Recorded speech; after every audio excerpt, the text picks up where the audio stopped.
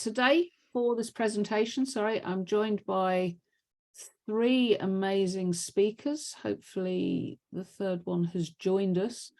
Yeah. Hi, Lisa. I think we're still possibly waiting for James. So firstly, I'd like to introduce Christine Williamson.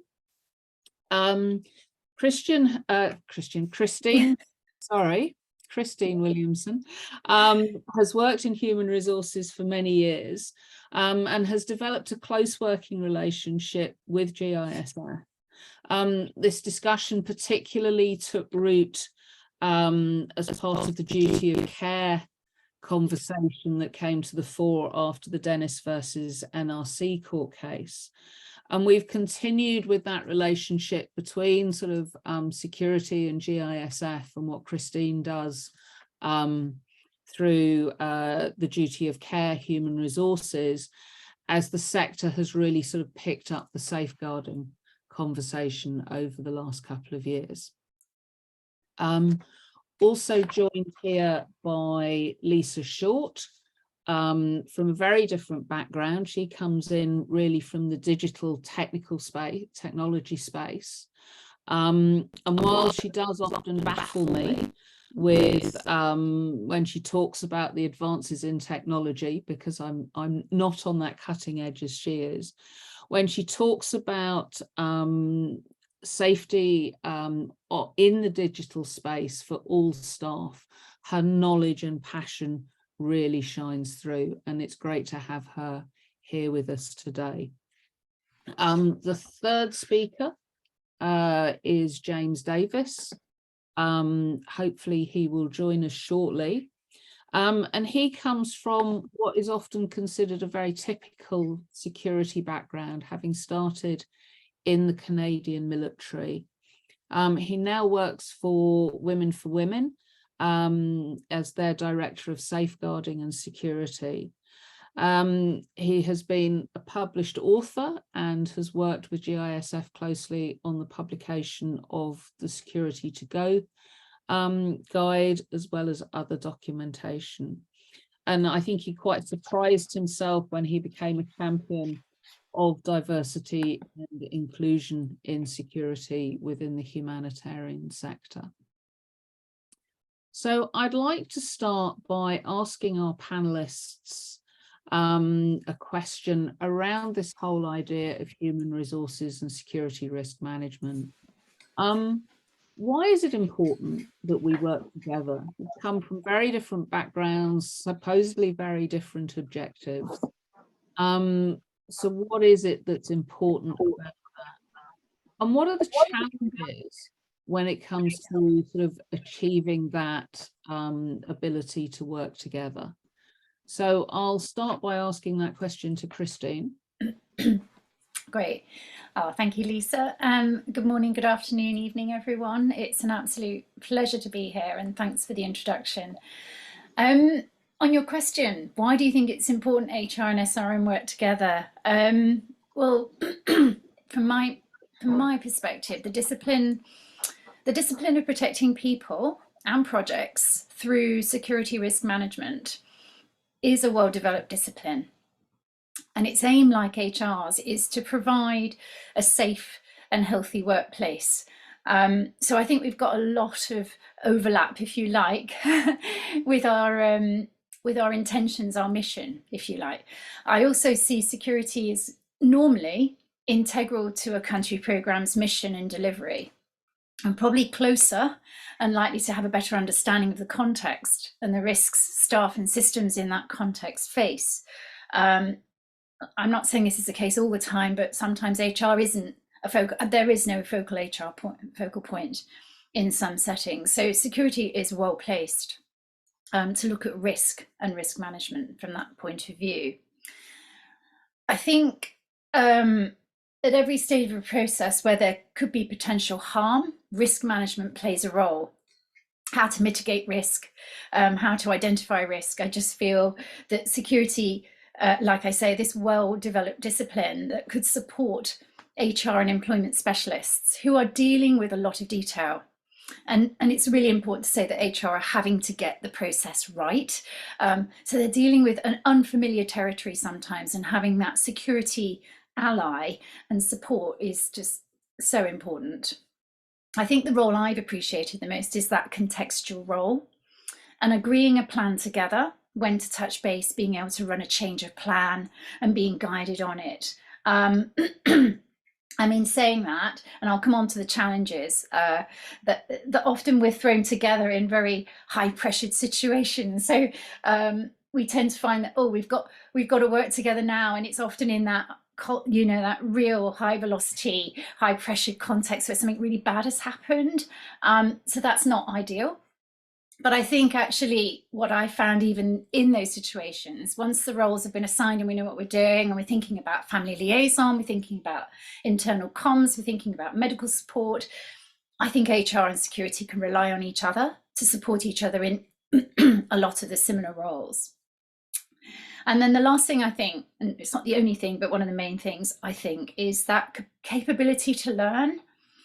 Again, I think security have built this into their discipline, and I think can play a huge role in helping a process become more robust, and how we can best learn from quite, you know, serious situations. So that's why I think it's important to work together. Do you want me to answer the next question and what the main challenges are, or do you want to collect?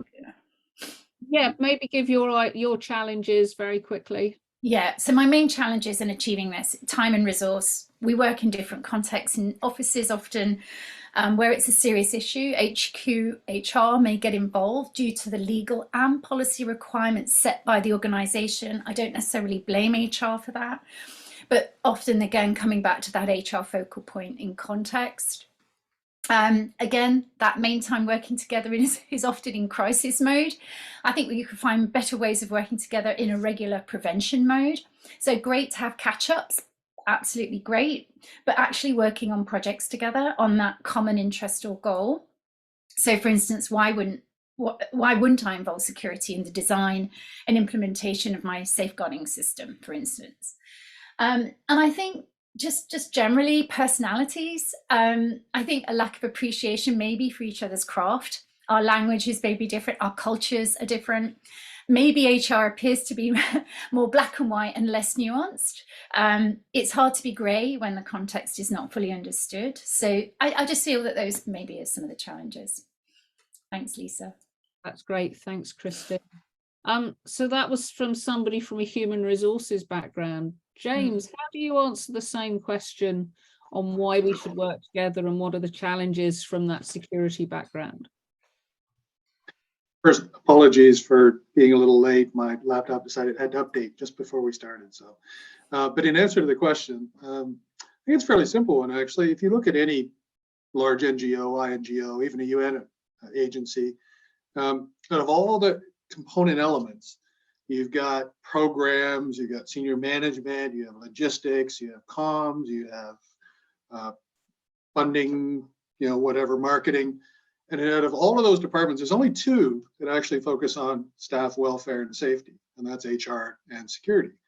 And so it's kind of a natural fit in the larger organizational structure that those two organizations have a lot in common. And also there's a kind of a symbiotic relationship, and Christine was talking about this, that one of the things I found with HR organizations across the board is that at the international level, HR staff don't go to the field. It's pretty rare in any role profile for an international HR person to have it in their role profile to regularly travel out to countries and visit field projects. The only time they actually get to do it typically is if there's a large conference going on and the whole group decides to go off and visit a field project. And so when HR at the international level has any kind of relationship with staff working conditions and staff welfare, they need context on the ground. And as Christine was saying, security people are on the ground all the time, and we have that other half of the equation that HR needs. And so I think there's just a symbiotic relationship between the two of them. And just to answer the challenges quickly, because of that, sometimes there's a bit of blurring as to where responsibility with one ends and picks up with the other. An example would be code of conduct. So typically code of conducts are owned by an HR department. It should be part of onboarding. It should be part of staff training. you know, and our ethics in the organization and how we're expected to behave. But the security staff on the ground, they're looking at the compliance issue of code of conduct, looking for breaches and seeing when there's a security risk.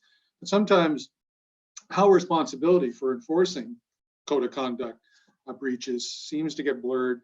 And that's just a typical example of some of those times when we may not communicate well on who owns something, who controls something, who enforces something.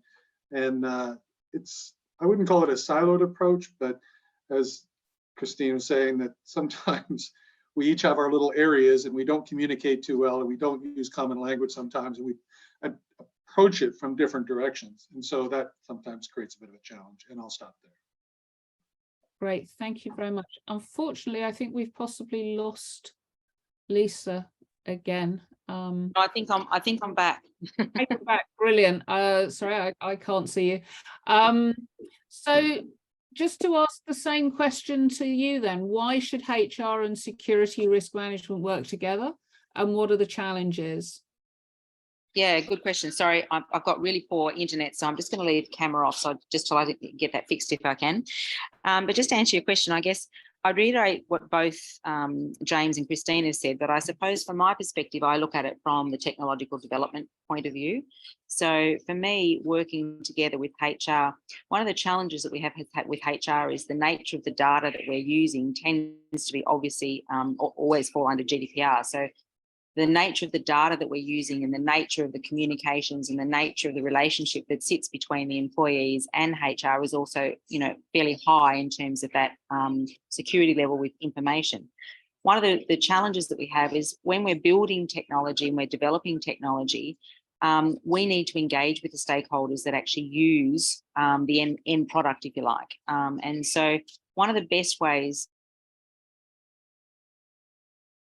for us to develop really good technology that overcomes your challenges is to actually work with you. And so for me, I look at it from a different perspective. I look at all the challenges that you've spoken about, but I also look at it from the technology development perspective, also the technology. And so the only way we get that really good information is, of course, to engage with HR. And the topic that I'll talk about later is also around about artificial intelligence. We also find that the lowest levels of data we get are through HR mechanisms because of the nature of the data. And so we have less data, less accurate data to work with to create good technology. So I guess they're my perspectives that I look at, again, always from a very different perspective in that regard. And what are the challenges? Well, of course, I suppose the challenges always are going to be, as I said, the nature of the information that we obtain. And of course, in the humanitarian aid sector, it's even more specific because often, you know, these people are in the field, they are in dangerous environments, they are environments where the movement of information and the types of information that we're receiving is even more critical. And so there's some of the challenges. I would say some of it's around the curation of data, but I would also say that probably from my perspective, the other challenge that we have is the pushback from the use of technologies within the humanitarian aid sector and their fears that come with that. And overcoming some of those. So there'd be a couple of the things that I would consider. That's great. Thank you very much, Lisa. And I think a really interesting set of perspectives, if we think about what James was saying about the blurring of the lines and the distance sometimes between what's happening at headquarters and what's happening in the countries where we work in. And Christine really talking about, you know, that practical need where there is an overlap. And it's almost the question is, why aren't we working more closely together? Not we should be working more closely together, if you see what I mean. Is it sort of a surprise that we don't?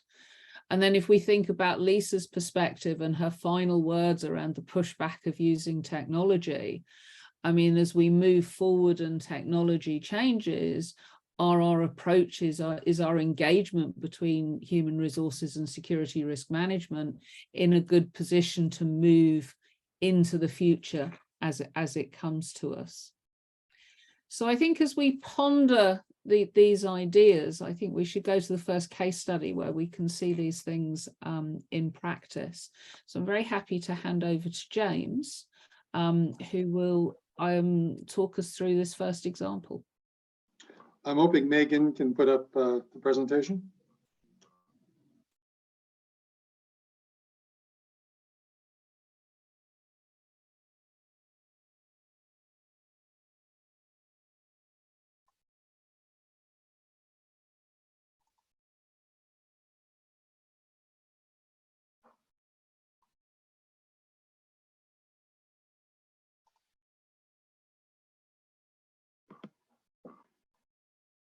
So James, we can see the presentation if you want to start.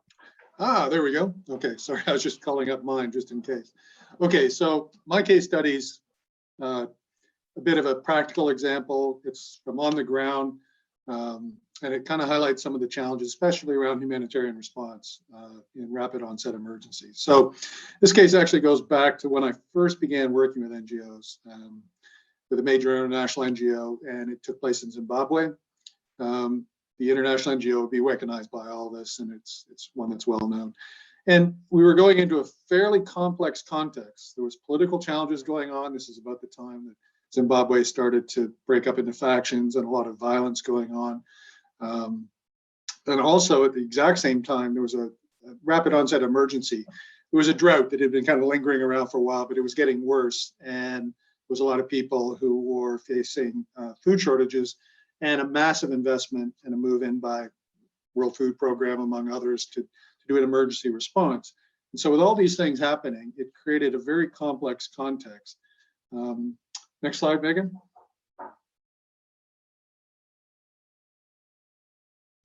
So some of the conditions about the emergency that created challenges for us was that, first off, the NGO had a fairly small footprint on the ground. It was mostly doing development work, had an annual budget of about $5 million US and about 60 staff. And in the course of about 2 months, we went from $5 million to $55 million of funding. And we had to recruit from our 60 staff up to over 500 staff in just a couple of months. And as you can imagine, that was a major challenge, especially as we only had one HR person on the ground, and international HR really couldn't support all that much. At the same time, every other major NGO, because when the World Food Program came in, they were looking for lots of implementing partners for this. We were trying to recruit from the same talent pool, as well as the UN agencies. And so it created this mass scramble to hire very quickly, which I'm sure you can all understand, especially in a politically charged environment, created a whole bunch of problems. Another challenge that happened at exactly the same time was our country director driving up to the front gates of the office. Suddenly a car pulled up, guys jumped out with guns, grabbed him, dragged him off, and he disappeared for about 24 hours. And of course, that terrified not only all the staff on the ground, but the international office as well that was responsible for managing the Zimbabwe projects. And so in all of this mess, they decided that he needed to deploy a security advisor. They didn't actually have anyone doing the security function at that time, and that was me. And so there was concern about staff safety, there was concern about the rapid expansion, there was concern about the abduction of the country director, and I was sent in to determine if we should actually be staying in Zimbabwe and implementing this emergency response program. Next slide, Megan. So this kind of goes to some of the points we already raised, but some of the challenges on the HR side were that international HR staff don't typically have any understanding of what's actually happening in the field. And this presented a real problem because we could have sent someone from the international office to support on the HR side in Zimbabwe, but they would be coming in cold with no real understanding of the current context. So that wasn't really a help. And we couldn't hire any other HR staff on the ground, and there wasn't any real HR consulting firms that we could bring on board at the time either. We had a national HR staff person, but that person was so overwhelmed with recruiting that that person couldn't really support on some of the other issues that HR would typically deal with, especially with rapid onboarding, bringing in all sorts of new staff and the payroll systems and everything that generally ties into HR. Also, it would be inappropriate for the national HR manager to be involved in international staff issues, especially the CD and trauma and PTSD that he had suffered as a result of the abduction. And then it turned out that the abduction actually was related to a staff member who'd just been terminated because they were in the finance team and they were basically stealing money from the organization. So that person was let go, and she had friends in the War Veterans Association, which was affiliated with the government in charge. So they abducted the country director, drove him across down to a police station where some other uncles helped out in extorting a big settlement from our NGO as a severance package for this young lady. And so that created a huge challenge because they also knew that we'd just gone from 5 million to 55 million in funding. And there was a concern that there might be a perception that we were an easy target for abducting staff and extorting money from. On the other side of the equation, my tasks were to assess the security and the safety of international staff, which a lot had to do with dealing with the international HR people back outside the country. I had to assess all the risks to national staff as well. And remember, this was a complex political context where the national staff were perceived to be in the opposition's camp. And so HR had a real challenge in addressing the code of conduct and ethics that we had to be apolitical, and they were overwhelmed and couldn't do it. And so that fell to me. We had the extortion issue and the risks around that. And finally, it came down to making a recommendation whether we should stay in the country at all, which would have huge HR implications for all the national staff we would have to let go, for our contracts with WFP, for the international organization. And so it was a very complex cocktail of problems. Next slide, please. So just a couple of other issues. As you can imagine, with the rapid scale up, we didn't do background checks. And so we recruited a significant number of people who we had no real idea who they were, where they came from. As a result, we almost immediately started getting what would now be considered safeguarding or PSAH complaints. Typically, mid-level managers in a field office were extorting gifts or presents or other inappropriate things from young female staff. Young male staff were doing inappropriate things because there'd been no chance to really onboard them in the culture of the organization, the code of conduct, and our ethics. In addition to every other problem we were trying to juggle at the same time, we were in the middle of the AIDS pandemic in Southern Africa. And because we were taking young people from their home areas and friends and family and sending them off to other parts of the country where they were alone, they were engaging in risky behavior. And again, we had no chance to really teach them about, personal safety and how to protect themselves. And so there was a stage in the middle of all this where we were attending anywhere from about 3 to 6 staff funerals per month, people lost to HIV. And in the middle of all this, because we were having so many complaints about inappropriate behavior, I hired an investigator who was partly HR, partly security, to go around and basically follow up on all these claims we were getting. And I had an agreement from senior management team that anyone she wanted to interview in relation to a claim had to speak to her. If they refused to speak to her, they were automatically suspended until they did. Now, this was also at the time when we had the abduction of the CD and money extorted from the organization, which placed everyone at huge risk. Next slide, please. So out of this entire messy situation we had in Zimbabwe, some things were quite clear. One, that both HR and security are focused on staff support. We tried to work together. HR was overwhelmed, I was overwhelmed, and both of us were kind of struggling, but we couldn't have done it without that intercooperation between the two. Security staff have that on the ground experience. We were the ones out there dealing with the claims, with the threats on the ground to staff, the challenges around abduction and extortion and all the other political challenges, even in delivering food in a politically charged environment. In a complex context, security concerns have a major impact on staff well-being. So we are the other side of the coin from HR, but we're both working on staff well-being. Us on safety, HR on all the other issues around staff and supporting staff. And one thing where Christine and I don't think we disagree, but we bumped heads already on this, in that my role is actually a safeguarding and security director. So in my organization now, we've blended the two roles, but there is a typical thing with HR that when you have a safeguarding or a sexual attack, PSAH kind of a claim, that they ring fence it very, very closely. They want to protect the survivor. They want to ensure confidentiality. The problem is when you do that, it leaves all other staff at risk. And so there has to be that cooperative function in protecting everybody. And it's one of those times when HR and security have to work together. And in the Zimbabwe case, it was thrown at us because we had so many cases, because HR was overwhelmed in recruiting and we couldn't do all the things that HR should do when they're onboarding new staff. And so as a final conclusion to it all, in a rapid onset emergency, security risk management and HR systems must absolutely, bottom line, be collaborative, because otherwise it will be chaos.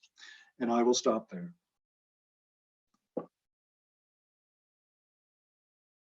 That's great. Thank you very much, James. I suppose a question for me on that, and it links to what Christine was talking about, I think, during her opening remarks around we often work quite well together in a response situation. How do we become better prepared? You know, you said both security and HR were overwhelmed and you did the best that you could, but that we need to have this collaborative approach. What do you advise people do now so for the next disaster we're better prepared?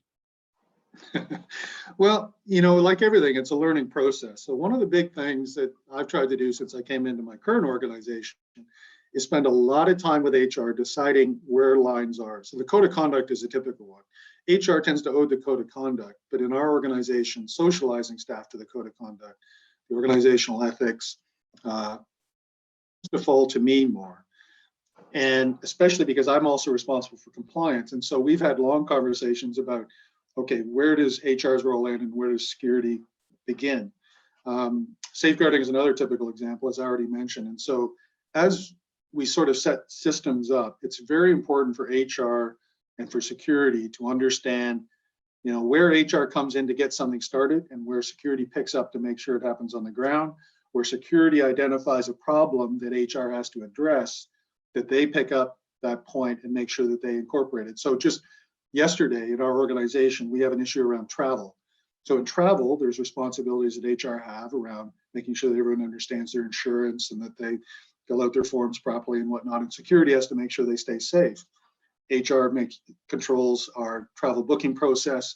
Security makes sure we monitor where staff are at all times. And so there's a lot of work happening on integration on that. And so I think as long as there's a good awareness between both teams that we are opposite ends of all the same functions, basically, involved in staff well-being, I think you can probably minimize all those gray areas that going into a rapid onset emergency, especially, and maybe this is another chapter for the security to go tool, but to make sure that those two departments, security and HR, are working together before you hit the ground. Thank you, James. I think that's really interesting as you talk about boundaries. I mean, one of the things that we really try, particularly with these HNPW sessions, is to break down these silos between different departments. But it's interesting what you're talking about is having to have clear boundaries. And I think that's an important distinction between what's a boundary that stops us working together and what's a boundary that actually makes sure that we can collaborate, because there isn't this sort of grey space in between. So I think that's really interesting. Thank you very much, James.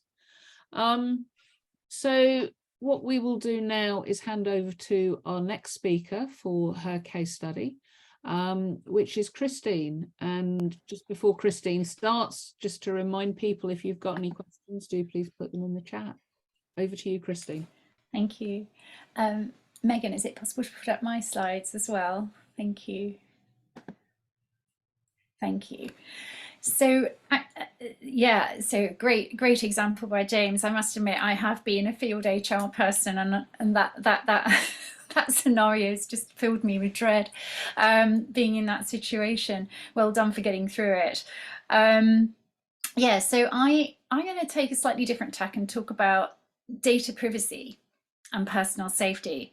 I'm spending a little bit of time working on privacy at the moment, and particularly around safeguarding systems. So I thought it would be useful to just give an example of this kind of situation, because I think it's a situation that we probably find ourselves in more than we realize. And my question always is, so what are we doing about it? Those situations that are more likely to happen, if that makes sense. So this is about a case study of privacy and personal safety. So next slide, please, Megan. So here's my case study. So a staff member of a large organization has come forward and made an allegation of sexual abuse against a colleague, and it's in a small country hub, which is part of a larger country office program. So the reporter used the global online reporting system that's monitored by 3 designated people in the organization. And you are separate to that, you're in another team somewhere, and you've been informed that one of the designated people has shared the information about the case with a staff member in the country programme who has no role or responsibility in this case management process. And this is considered a serious breach. Let's not argue about that. That's not what we're here to determine. What I would say is this is actually a very serious safeguarding breach and privacy issue. And as we know, privacy is integral to a safeguarding system. From a legal, moral, and ethical perspective, we do need to look after the safety and privacy and dignity of all those involved in a case. We need to look at data protection, and we need to meet our duty of care obligations. So we need to manage the risk of further harm to those involved, and that could look like retaliation, reputational risk, mental health risk, as well as managing the risk to the case management process itself, the original process, the report.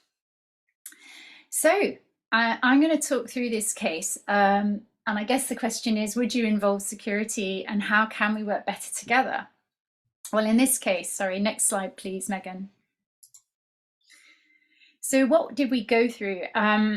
Unfortunately, when you have a breach like this, there's a huge amount to get through.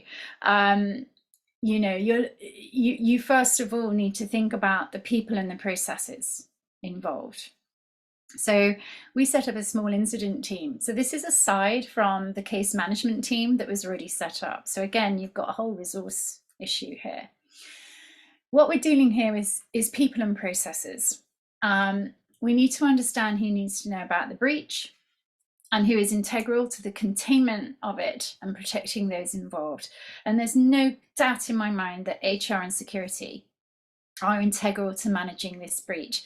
As James has said and highlighted, you know, collaboration, I just don't think we can do it without each other, to be honest. I would expect involvement from senior and national level from both functions, if possible, i.e. focal points from the country programme, if possible. And I think together they need to run a risk assessment on the situation. They need to understand the harm that is being caused right through to the worst case scenario. You have to imagine the worst so that you can start mitigating and putting things in place to prevent harm. So you need to look at the people involved, the systems, and the impact on the initial process. I mean, it would be a question you would ask, is it safe to continue the initial investigation? So these are sorts of all the questions you would be asking in a risk assessment. But the primary duty of care obligations the organisation and this incident team has is to protect those involved and prevent further harm by containing the breach. So the practical stuff, you set up your team, you've hopefully got the right people on it. I'm just going to run through some of this. These are not in priority order, by the way. There are things that perhaps happen simultaneously all at the same time very quickly. The obvious one is to suspend access. So what we did is we immediately suspended the staff members' access to any systems or data that they have been using to share the information. So we just have to suspend that access. I'll come on to the person at the moment later on. Like I say, they're tasks, if you like. And the reason we do that, and we also want to do, is collect and preserve any evidence related to the breach. So that could be emails, it could be chat logs. However information is shared, it might have just been through conversation, but if there's any evidence, that's what you're looking for. You also need to notify, obviously, the affected individuals as soon as possible. You need to provide clear and concise information about the breach to them and what the steps the organisation is going to take to address them. And ideally, you agree those steps with them, and you're looking to ensure or reassure them that you're here to protect them and support them as much as possible. You would also align yourself with the initial investigation or case management and update simultaneously on that as well. Open communication. maintain open communication with those individuals and all stakeholders throughout the process to provide that support and demonstrate that commitment. It's really important to say at this point, a breach in a system like this breaks down trust in the system. The legacy of a breach can last a very long time. You know, the breakdown in trust leads to lack of use of the system, pretty much, and people will find other ways to share information or make complaints, which is probably very inappropriate. So how you handle this breach is just as important as the issue itself. Reporting. You need to consider whether you need to report this to any authorities. Lisa did mention some, you know, we have data protection laws in the EU and the UK. Depending on where you are, you need to understand those sorts of laws in the country where you're operating. You need to decide which laws apply and whether you do need to make any reports of this kind of breach. And it might be that you need to report this to your donors as well. Without question, you need to look into disciplinary action. So whilst you're already dealing with another case, you need to take disciplinary action against the staff member who caused the breach. You need to look into this, and you use your local country office policies and procedures to support that initially. And this may include the immediate suspension of the accused staff member. So remember, it's all alleged at this point until an investigation has taken place, but it's the same exact thing. Remediation. So you need to take steps to prevent similar incidents from occurring in the future. So whilst even though this case is ongoing, you need to do everything you can to prevent further rumours and gossip. You have, as best as possible, to contain the situation. So this might include implementing new security measures. It might mean that you have to suddenly run a lot of training on the importance of data privacy with staff and what the consequences of breaching that is. You might have to conduct a thorough review of your policies and procedures. And I've mentioned communication already, so I'll just go on to evaluation. And once the breach is resolved, like we did evaluate the response to the incident and identify any weaknesses or areas for improvement and take steps to address them. But I think when you step back from a case like this, I mean, there were more issues that we had to deal with, and it took a lot of time to implement all those things in the right way.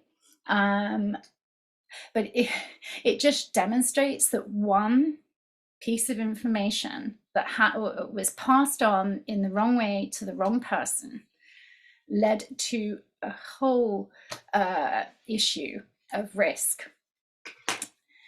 Just moving to the next slide. Thank you, Megan.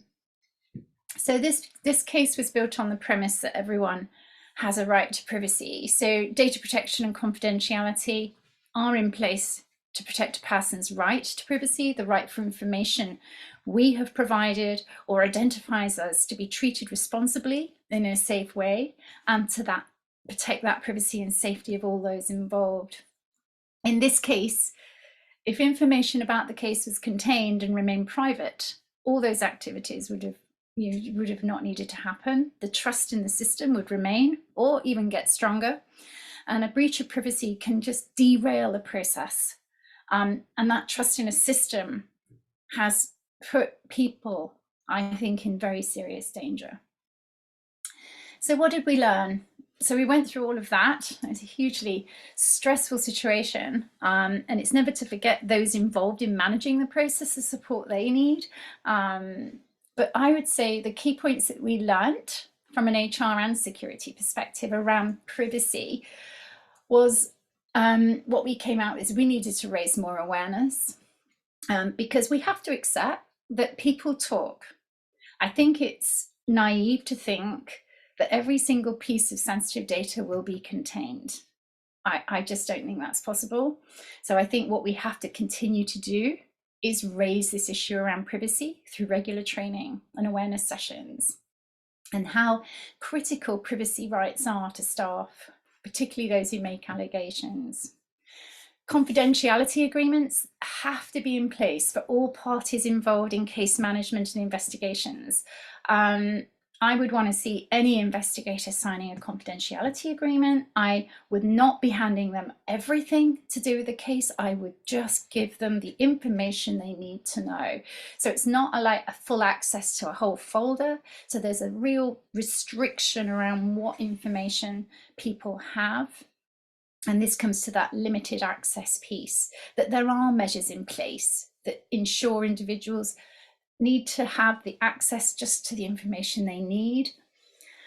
Protecting the identity, we need to be good at that. And I think security can really help us with this, is how do we desensitize, redact information in the right way so that we can share, as James has said, in the right way, learning to protect the wider staff community when an issue like this has happened. Remember, there's always that risk of retaliation. There's always that risk, that form of harassment from that situation, and it can go wider than the office. People's families can get involved, and depending on the context, the risk can be quite severe. Timely investigation. Don't hesitate in instigating an investigation into this breach immediately. I think measures should be in place with any case management of a serious incident, that there's a potential for a breach of information. It should be part of the risk assessment when you do your first investigation. Support for the staff member. The organisation needs to support and provide resources, obviously, to all those involved, including counselling and medical services. We need to look through a survivor-centred lens right from the alleged report. So we have to assume truth always, as though this thing has happened, and we need to manage it that way. I think looking through a survivor-centred lens is a really good prevention strategy and really supportive strategy. Communication. The organisation needs to keep the staff member informed of the progress. This is all about informed consent as well. They need to understand the progress of the investigation and the decisions that are being made while respecting their privacy rights. I have spoken to too many people who have not been kept informed about where their situation is, where they stand, when is the next meeting. It's just really good to have that kind of communication. I know this comes down to resource, but it should be part of the case management process. And finally, just that review of privacy policies. The organisation needs to review and update its privacy policies quite regularly to ensure there is effective protection around personal data for staff, particularly around the allegations and complaints, because the minute it steps out of this contained group of people who are managing the case, there is a risk. There is a risk that someone will identify that person. So it's a little detailed, it's a little bit more different to James's case study. Just the last slide there, Megan. So I guess what I want to leave questions with you with, and happy to, if you want to put some thoughts in chat, is what do you have in place to respond to this kind of data breach? You know, have you anticipated it? And perhaps how would you involve your security experts? So it would be back to you, Lisa. Thank you.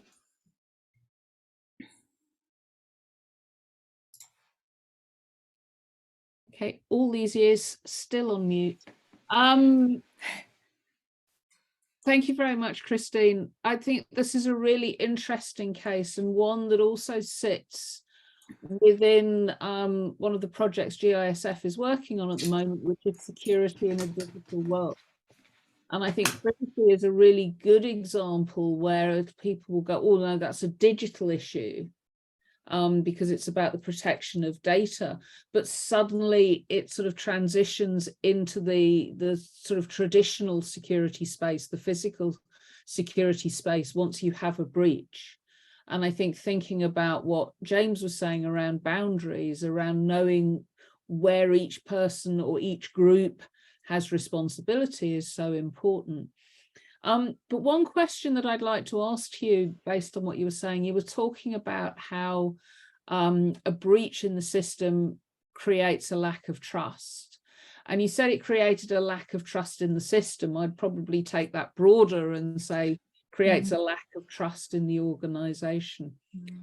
what do you think we can do? You talked about that sort of, the importance of how you handle the case in terms of making sure you protect trust. Yeah. What else do you think we can do maybe to make us more resilient before something happens, to make sure that we're there to really make sure that the trust isn't broken down? Yeah. It's interesting actually, because it casts my mind back to last year. I was looking at a culture of an organization based on the breakdown of trust in the safeguarding system. And we came up with a couple of conclusions. And whilst you can say, well, we need to put more restrictions around, we need to train the case management experts not to talk about things. But at the end of the day, what it really boiled down to is leadership. Present leadership, role modeling, that discretion, that even down to the smallest thing in meetings, not leaking information that could be personal. It's not always about a safeguarding case. This is very easy to understand, this case, that there was a breach, but breaches are happening all the time, corridor chats, gossip. I've interviewed lots of people that have said, because there was no leadership, there was a vacuum, people started to guess what was going on, and the rumors start, and that creates risk. And I do feel that what we did learn from that is leadership needs to be present in these situations. I'm not saying they need to completely take over, but there is a feeling that they're present, that they're leading, that they are taking action, and they do take it seriously. And I think that message needs to just keep coming and coming, so people just believe them. And I've watched systems that have failed go to success because leadership has just decided that's enough. We're role modeling this. So I would simply start there. That's brilliant. Thank you, Christine. And I think it also reflects what Merva has put in the chat around the importance of managers being involved. We talk about, in security, we talk about who owns the risk, and it is the leadership chain and the managers, and where is it delegated to, and where does that leadership need to come from. And I think that's a really interesting point. And it goes across everything. And I think it's the leadership which will determine how easy it is for security and human resources teams to actually be able to work together. If I may just add one more thing, I think it shouldn't have dawned on me really recently, but the process that we have to go through to manage a case is quite specific, and I think this is where an issue arises, and I don't know if we've got the answer to this yet, but there is certainly, when I deal with a serious harassment case, I haven't involved a security in, because it's very localized, it's very much an employment issue in that sense. What I found is if I haven't gone through the process correctly, if I get to tribunal, it'll get thrown out, all of those things. And there's something around how do we as security and HR make sure we're following the process that is required by whatever jurisdiction we're in, to make sure that should we end up in court, because I'm afraid we do have to think of that scenario as well. Have we done everything we can to get us there? It sounds like we're protecting the organisation, because it's not, it's protecting everybody. But I do feel sometimes that perhaps that's where HR is that black comes across as black and white. And I just wonder, it's me putting a question out there, how best can we handle that piece? Yeah, so that's just my last question, really. I think, sorry, we're going to go down this rabbit hole. Christine and I were talking about, if the other speakers didn't turn up, that we could fill the 90 minutes. We could. So. But I think that perception of human resources being there to protect the organisation. Yeah. And I think particularly with the US based organisations that we've worked with, that is a very strong perception. Yeah, because HR's paid by the organisation, and that's what they're asked to do. And it, you want to come across as supporting the employee, absolutely, but It's a fence, yeah, it's a difficult one. Great. And on that note, we'll stop here with Christine for now and hand over to our third speaker, Lisa, who really takes us into the digital space. Thank you, Christine. Over to Lisa. Thanks, Lisa, and thanks everyone. And am I going to share screen, or is Megan going to continue on with mine? Because I can share screen. Share screen yourself, Lisa, if you can. Yeah, I will do. Yeah. And I'll just go into the presentation. So yeah, I'm going to take everybody. It actually probably follows on really nicely from Christine's anyway. Particularly around the privacy conversation. And so, oops, it's doing some weird stuff. There we go. I'm going to actually continue on, and there is going to be some elements that are going to be very common to where Christine was leading to in terms of the use of technology, and of course around AI, artificial intelligence, and what that means in terms of our privacy and our data as well, but particularly for the humanitarian aid sector. So, I've just asked the question, AI in HR, should we have concerns? And again, this is not meant to be to frighten people, but it's just meant to make people actually consider and think about some of the things that we need to engage with, particularly when we are involved with HR and people in the field, and also, of course, the end consumers and customers that we're using with, which are the people that might be in need of our assistance at any point in time. So just a brief introduction, of course, because some people may not be familiar, but what actually is artificial intelligence? It's a bit of a misnomer, really. But it really is very broadly and very simply the simulation of human intelligence and processes by machines. Now, we could all sit here and argue for many hours about whether it actually is intelligent. I would argue not. It really is just machine learning, because the machines don't think. We program them to think, but really, in essence, artificial intelligence gives us the ability to, I guess, process information faster and think faster. That's probably more the point. Yeah, just give me 2 seconds. There might be somebody else in this room, so I might have to move. Yeah, my quiet space might have gone very quickly, but anyway, we've got to get out. Yeah. Can you just give me 5 seconds? I've just got to move to a quiet space because the room that I booked, somebody else is wanting to be in. So just give me 5 minutes. I'll be back in just a sec. Sorry about that. Okay. Sorry about that. I'm just going to put myself on mute. So while Lisa finds herself another safe space to work in, maybe just some questions and some things to think about as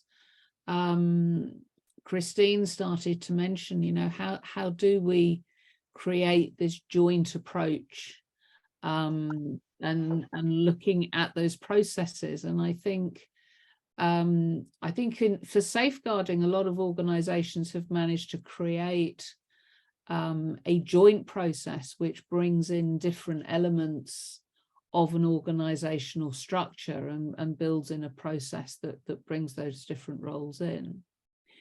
But if we think about the case study that James presented, what's the joint process there? And I think if we look at most organizations, each individual department creates their own processes. And how often do we have an opportunity to pull those different processes together? So we create a joint boundaried process. And I think that's really a question we should consider in our organizations. And where does that drive come from?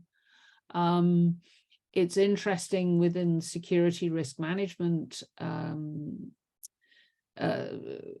sector or group, we often have a conversation about where should we sit as a function within the organizational structure. And I think when I started looking at security specifically, which is sort of over 10 years ago now, most security departments sat within programs. So it was considered a program function. And over the years, we've seen more and more that that's moving into the more of the support services space. So it's actually falling under the same umbrella as human resources and those support functions.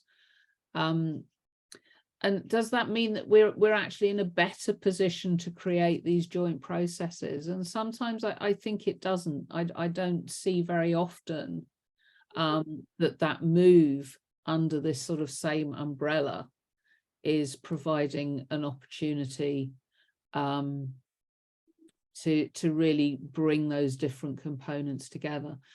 Lisa, are you back with us? I am back. Yep. Yep. I'm back. Yep. Right. I'm back. So sorry about that. It's the woes of of working remotely sometimes. So sorry, I just want to take you back to that. So again, bear in mind that just a very brief introduction that artificial intelligence is obviously the use of machines, really in essence, to make us be able to process data in a quicker way, and therefore we could make decisions based on the data processing, I suppose. So there is a lot of, do we call it intelligent? The answer is, from my perspective, is no, because machines don't think unless we program them to do so. But I just wanted to also just remind you of some of the techniques that we use, because these are some of the techniques that are being used around the world in both humanitarian aid organisations, but also other organisations around the world. We're obviously using things like algorithms for behavioural processes based on the amount of data that gets scraped. Conversational AI like chatbots, decisional AI, so using the information and the processing to make decisions, and data-led decisions and data-driven decisions. Machine learning, which is really, a lot of people actually segregate machine learning and artificial intelligence. It's almost, if we call it artificial intelligence, it's sort of up there in the GTP3 type conversation, where there's just more data that's been scraped, and therefore it's processing more information, and it can technically, they suggest, make neural decisions. But again, I believe basically it's just a processing decision. Deep learning, and that's really from trends and processes that we can pick up from the amount of data that we use. And again, I did mention before that one of the challenges that we have in HR information is that we don't tend to get as much data. And so therefore, with reduced levels of data, trends and things like bias and so forth can be very difficult sometimes to detect until it's already occurred. Natural language processing, which is very high levels of data where you are seeing where people's communication skills, that we can actually, e.g. get ChatGPT3 to write information for us or answer questions such as in chatbots, and using our assistants on our phones and all of those sorts of things. They're just some examples of the types of AI that are being utilised in HR and of course into humanitarian aid organisations. Oops, too fast. Also want to just distinguish here, just because you again may have heard this language, and I think it's just really important to sort of understand some of these basic terms.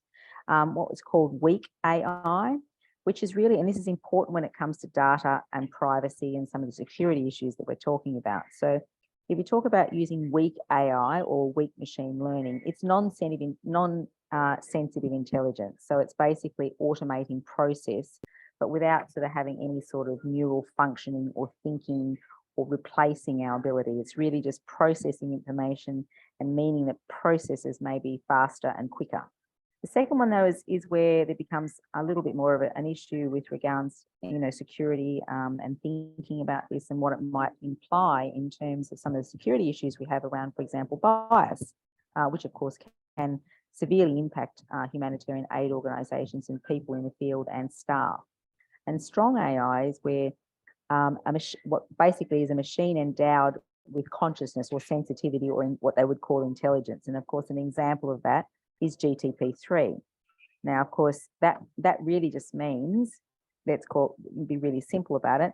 GTP3 has, in essence, curated content from about 760 billion sites across our World Wide Web. Therefore, it's got a lot of data in there and a lot of information it can process. So if I ask it a question, it can pluck all that information out from that library and it can put together a fairly logical response. And of course, you would have heard people talking about, you know, even students at universities being able to ask GTP-3 to answer their university questions. But is it actually thinking, or is it just processing information? And it is really the latter. It's just processing a lot more information a lot faster than what you or I, you know, can do. But what it does mean is, of course, as you get into strong AI and you're getting much more data that's being absorbed and used, you can start to see trends and biases. You can start to get things like social engineering being implemented, etc. So we need to be very careful and mindful of that. And really, you know, most people would know the strong AI as general artificial intelligence, really where you can apply, a machine can apply intelligence to a problem rather than a specific issue. So they're just some important terms that you might think about when you're talking about AI. So AI in HR, where are the areas that it's actually being used to its maximum? And I think these are the things that are, you know, worth considering. The first one is around enhanced employee experiences. So in other words, what they're looking at is things like, how can I use this technology, for example, to make administrative and legal support quicker and faster, more time-saving, repetitive type tasks, like asking where forms are, what's the location of something, how do I, you know, lodge a form, how do I fill this in, how do I do those sorts of things. So more time-consuming tasks and repetitive tasks. Excuse me.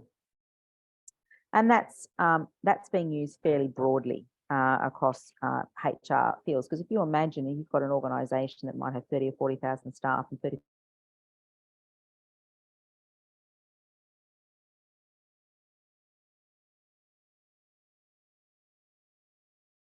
really bland type of use, but it's able to support administrative teams and legal support teams around HR. So that's one that is being used quite a lot.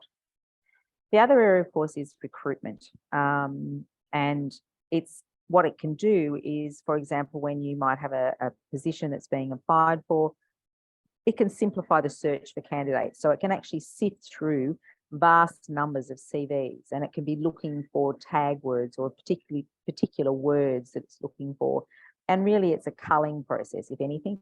It's actually not really, I would argue that it's not actually a way of finding candidates. It's actually a way of culling candidates, because you might have, you know, as I said, 1,000 people apply for a position, and you can't physically go through all that data and that material yourself. So many would say that it is a way of simplifying the search to find the right person, but it's really about eliminating those that you're not going to go through by ensuring that it picks up what you're looking for. And I'll talk about some of the challenges about that in a minute. The second one, of course, in recruitment is the area of chatbots, which is your little pop-up that comes up on your screen, where candidates can use that chatbot feature to ask pre-recorded responses or predetermined responses for what those candidates will, you know, commonly ask. You know, such as what references might I need, what information might I need to lodge, who might I need to contact, and so forth. It might be about skills and training qualifications, what qualifications might I need, and so forth. But I want you to think about, as I'm talking about these things, the level of information that is required by in this case, the employee candidate. But if it was also somebody who was already currently employed using these chatbots, the amount of information that's being put into these chatbots, and to think about, again, GDPR and where that data is going. Does the chatbot own it, or does the organisation, you know, own it? And there's some significant issues that happen around that. The third area, and this is a very interesting one about the use of AI in HR, is the use of what we call motivation and social climate. In other words, this is really towards a better commitment for an engaged experience by your staff and your well-being of your staff.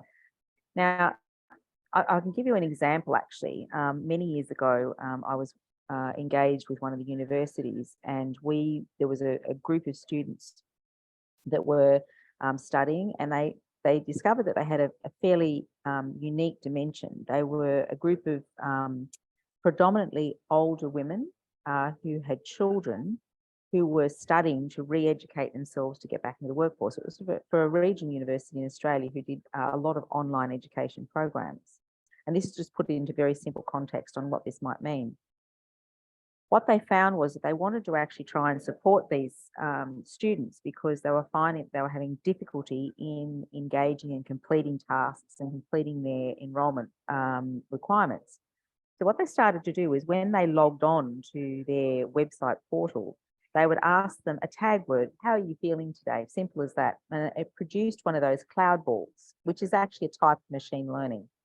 It's a way of gathering data and utilizing that to determine, you know, certain features that we're asking. And in this case, what we were wanting to know, or what the student support team were wanting to know, was how are these students feeling? So if they, for example, logged on and they said, you're only allowed to use one word, and if it said happy, stressed, sad, whatever it might be, they would actually then use that tag ball to align it to and marry it up to the actual student's performance, whether they were late with assignments and assessments and how they were tracking in their program. And in that case, the student support would use the response to then engage in response and then engage with the student and go, hi, how you going? Just seeing if there's anything we can, just a minute, I'll just get a cough.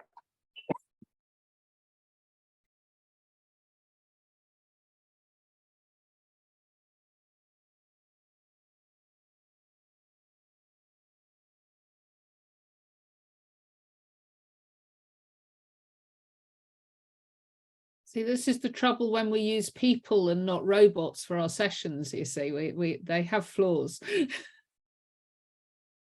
Hope you're all right, Lisa.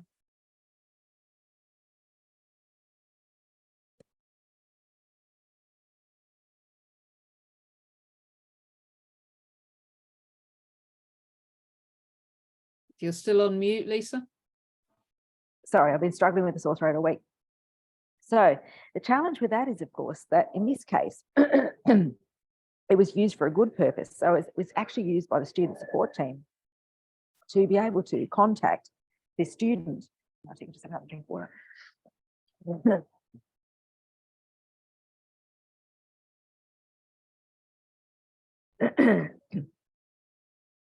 Right. To contact the student and go, were you okay? Can we help you with anything, etc. That was a good use. And you can see how that was designed. So you could see that it was designed to actually support students, support staff wellbeing. And you can see the very simple connection from A to B. But I want you also to think about how that might actually be used in a different way. So it actually might also be able to be used for a poor way where a student or any other staff member might be engaging and responding with some personal details or some personal information. And of course, it might be perceived to be being watched or tracked. And so AI, in some cases, is being used for good, but it could also, and certainly in the area of humanitarian aid, be used for harmful ways because of the very nature of the work that we do. We do know that there are nation state actors and those who want to create harm that can actually get inside the chatbot situations and ask information and ask questions. And of course, that could actually impose risks on the organisation. So there's a positive and often a negative to it. But in this case, it was a really positive example. So many organisations are using these chatbots and situations to provide opportunities for pinpointing, for example, employees who are at risk, in particular from resigning from work. So they're looking at the types of questionings that they're asking. So it might be asking, how much leave have I got, or how much sick leave can I take, or how much holidays have I got, or whatever. So there might be questions that might be leading people to thinking, well, is this employee thinking about leaving or any other type of major career decision? And they are being used for those purposes. And they, from our perspective, we have to be very careful and mindful in thinking about that. And the last point on that side is that data is key. And again, I go back to the fact that the challenge that we have around HR is that the types of data that we actually obtain or we all use in the human relations area is very private. It is that most important private relationship. It's that trusted relationship between the employee and the employer.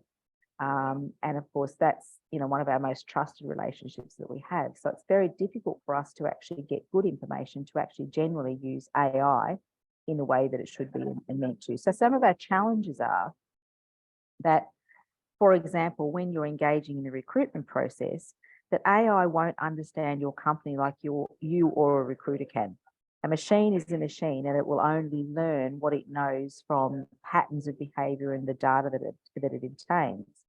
And so no one will know the innate culture of your organization, the types of behaviors that you're looking for in people. So if you're using AI to cull, for example, qualifications, the next point's important. You might be actually missing what we would call the outliers, the ones that are probably perfectly aligned for that, but have either used incorrect words or words that have actually taken their application out of that, the pool of people that you're looking for.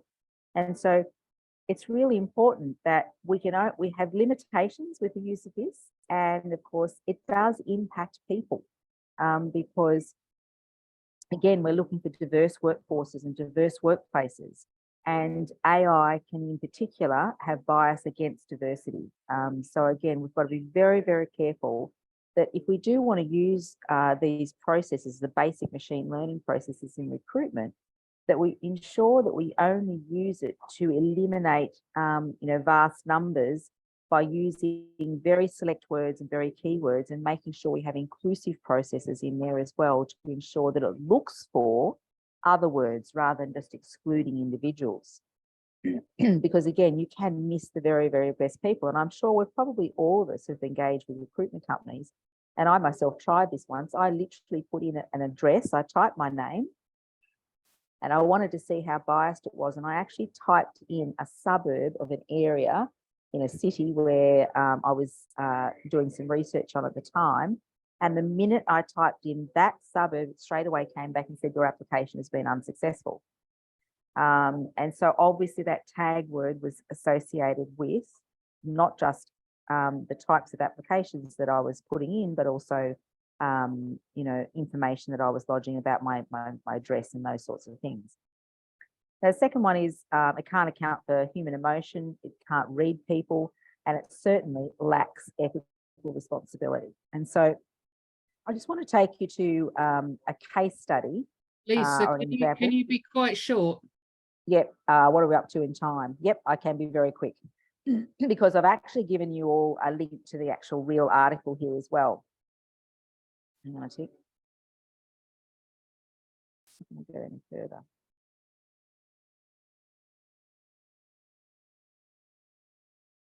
We can. Okay, it's not going to. I'll talk you through it. It's not going to let me go through the to the next part of the slide. So the article that I've given you, and I'll make sure that everybody that's in the session actually gets a copy of this article, was about it was about the use of a chatbot that was used to support. In this case, the HR department decided that they would use it to support Syrian refugees, and there was about 16,000 Syrian refugees in the sample trial that they used. And unfortunately, there was two big errors that occurred.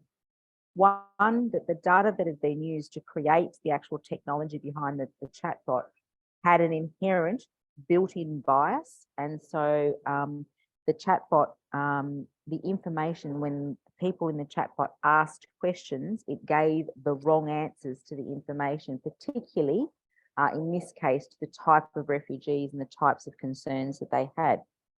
And the second problem that they had was that some of the information was outdated.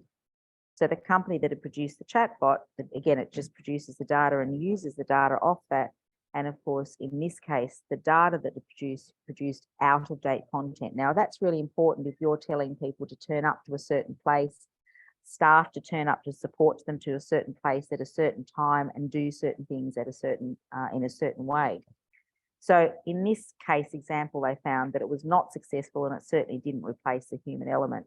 It did provide basic administrative support, but when it came down to the critical tasks, the element of human being involved was critically important. I will make sure that you all get a copy of this particular example, and there's also one in there about the World Food Bank as well that was quite interesting. And again, nearly each one of them was around the use of chatbots. But I'd lastly just like to leave you with to think about, and this is a really interesting point to think about, is if we're using these technologies such as chatbots, such as pop-ups, such as machine learning, where does GDPR and privacy sit? So when you're putting your information and you're telling a chatbot, where does that information go and who owns it? Does the machine own it? Does the chatbot own it? Does the organisation have a responsibility? And of course they do, to manage that. But it's an interesting concept to think about, because we actually think that data that we all type into those chatbots, where does it go? Does it just get deleted? Or where does it get stored? And what happens when there's really important disclosures made in those chatbot scenarios? So I think it's something that's really important to think about. And it goes back to my original comment that when we're developing technologies, the engagement between technologists and HR and the outcomes and case studies that we see is really critically important, because this way we can actually produce really good technology that will support you, and we can eliminate some of the challenges. Thanks, Lisa. Thank you very much, Lisa. So as Lisa wraps up there, could you stop sharing, please, Lisa? Yeah.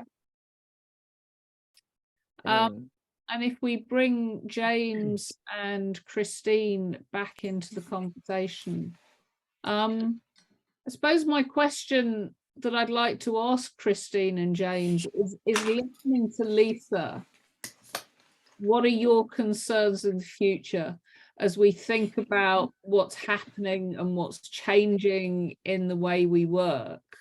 And maybe I'll start with James.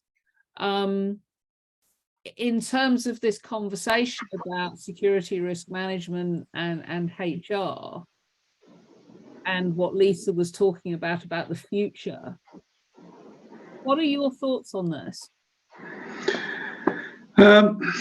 Well, like everything in life, the world is becoming a much more complex place. And just as an example for our organization in DRC, and I think Ian had asked a question I was going to respond to, but this is a good time to respond to it, is that people in communities are no longer as ill-informed about life as they were 25 years ago, when a lot of our systems sort of started to bed themselves in. So we have lots of legal cases about terminating employees. We've had cases, as I already mentioned a few years back, abduction of a country director, based on a complaint of a person terminated. And I'm not sure sometimes that our senior management teams are really catching up with the concept that the world is changing. People have more access to data. They have more access to understanding how they can basically fight back against an organization if they're unhappy with it, whether you're a participant in a program who feels you were treated unfairly, whether you're a staff member who feels that they want to submit a harassment complaint. And the problem is HR and security are those two elements in any NGO or any UN organization that are focused on staff well-being. And a lot of the time it falls to them. And I'm not sure sometimes, just as Lisa was talking about, a lot of organizations don't know that the systems they're using are using AI, and they're not quite clear about this. They're not aware of these things. So I think it's this constant challenge with NGOs thinking, oh, we don't need to use this. This is too modern for us. But in actual fact, it's there. And so that combination of all the digital technologies and more awareness on everyone's part about the challenges puts a lot of pressure on security risk management and HR to respond to all these challenges, and to do it collaboratively. I'm not sure if that made a lot of sense, but that is the point I was trying to make. Yeah, I think that it's difficult to make sense of it at times, and I think that's one of the issues. Christine. It's scary, isn't it? When we think of the World Wide Web, we always thought it was going to be for good, but we know there's always a dark side to everything. My concern is with chatbots used in HR is those selling that software don't quite understand the implications of risk. At the same time as those using it in HR understand its capabilities. I never think we are ahead of technology. I always think we're catching up. I always think we go ahead with it, we get excited about it, but we haven't quite understood the measures of protection that are required. And that is because of the technology itself. You know, we just don't know. I guess the best that we can do is recognize that we don't know everything. We have to be extremely cautious about using these things. I would be questioning. I wouldn't want people to be putting personal data into a chatbot, to be fair, at all. So I would start there. When it comes to sifting and shortlisting, I agree completely with what Lisa's saying. I've had thousands of CVs in, and it is you can't possibly filter everything and everyone, but you do need to make sure whatever filters you use are fair. So again, it comes back to working closely with the design consultants of that software and knowing what your risks are. You've got to be pretty good at that and pretty savvy. And I think HR and security have to be they need to know what they don't know when going into these things, because I don't think we just don't know what we don't know sometimes. So yeah. It's a bit of a waffly answer there, Lisa. I'm sorry, but it's one I don't think we really do understand it properly at the moment. And I think that's really a fair comment. Is we need to know what we don't know, and I think that's the question I will wrap up on, just looking at the time. So very quickly to all three of you, and I'll start with Lisa in response to this. What is it we don't know, Lisa? Well, from my perspective, I would always say that we don't have enough knowledge about blockchain. And the reason I say that is very interesting, is because that technology has, of course, the ability to eliminate the challenges such as around authentication of information and data, making sure it's immutable, anchored, safe, secure. So I think it's the knowledge about that, I would definitely say, in terms of the features that it offers to support. And I saw there's a question, for example, in the chat there about managing communications between staff and those sorts of things. So even keeping your records private, and how we can use these technologies, and how we have good security. I always say the front door key, the digital entry and the digital exit for every house, which is that big World Wide Web. So I think I don't think we have enough knowledge about that. I don't think we have enough knowledge about the entry and the exit keys, and how we can keep that World Wide Web and the information safe and secure, so that we're actually not afraid. We need to get rid of the fear, and knowledge reduces fear. So they're the sort of areas that I would think about as we move forward. Great, thank you, Lisa. Christine. Yeah, I'm just going to come back to privacy. And I'm just not, I have fear. This is the fear I have, and this is what Lisa's mentioning. I don't feel safe using these technologies in HR at the moment, particularly around, certainly around case management and issues around bullying. And I think for aid agencies, because we cross borders, we've got this international risk of data and laws, actually. So, for instance, if you send me your CV from somewhere else, I have to process it according to the law I'm in, the jurisdiction I'm in, and that might be, there's some issues around that. I just don't think we're quite clear yet on what we should be doing and how we should be processing data globally. Yeah, so I still have some fears there, I'm afraid. And very valid fears, I think.